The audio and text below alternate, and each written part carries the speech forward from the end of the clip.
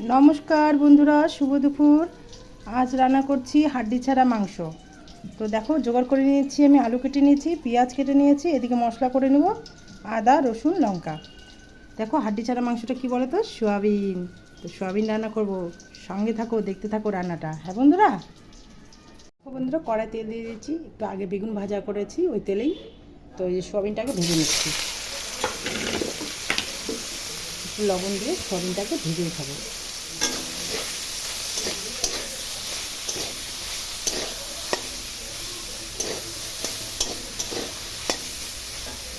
Soybean ভেজে উঠাই নিয়েছি, এখন আলুটাও ভেজে নেব।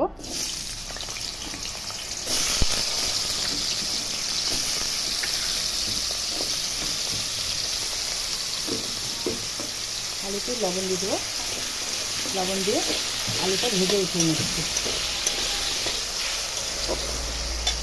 হলুদ দিয়ে দেবো,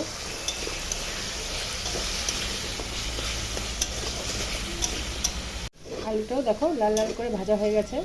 এখন উঠায় নেব আলুটা। এখন ওই তেলেই শুকনো লঙ্কা ফোড়ন দেবো, তেজপাতা দিব,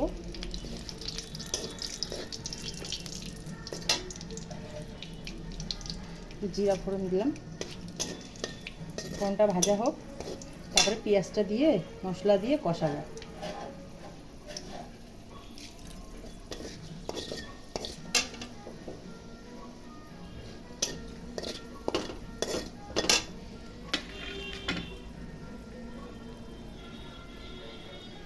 পেঁয়াজটা দিয়ে দিলাম।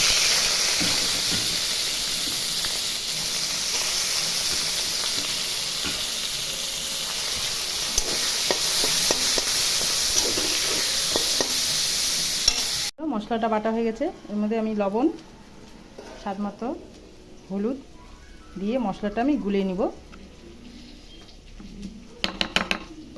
আর পেঁয়াজটা এই যে ভাজা ভাজা হয়ে আসছে, এর মধ্যে এখন মশলাটা দিয়ে দিব।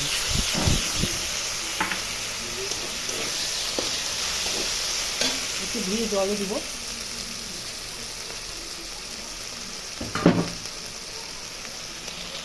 বাচ্চা দিয়ে জল দিলাম। এখন ভালো করে মশলার সঙ্গে এখানে কষাবো। আর একটু হলুদ লাগবে।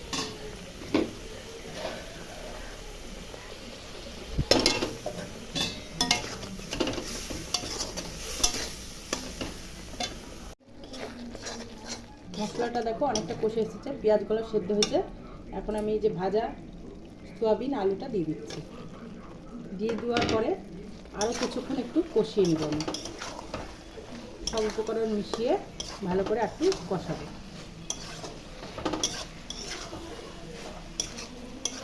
কষানো হোক, ততক্ষণ আমি একটু গরম জল করবো ঝোল দেওয়ার জন্য, হালকা অল্প ঝোল দেবো। দেখো বন্ধুরা, ভালো করে আমার সয়াবিনটা আলুটা কষানো হয়ে গেছে। এখন একটু ঝোল দেব, বেশি দিব না, মাখা মাখা রাখবো, তো সঙ্গে ডাল আছে। বন্ধুরা, আমার সয়াবিনটা তৈরি হয়ে গেল রান্না।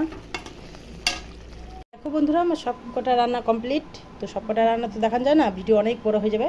তো এই দেখো সয়াবিন হয়ে গেছে, এদিকে মুসুর ডাল পাতলা করে, এদিকে হলো পাট শাকের প্যালকা করেছি পেঁয়াজ রসুন দিয়ে, এদিকে বেগুন ভাজা আর ভাত আছে। তো দুপুরকার খাওয়া দাওয়া সেরে নিচ্ছি এই দিয়েই। তোমরাও করে নাও বন্ধুরা। টাটা।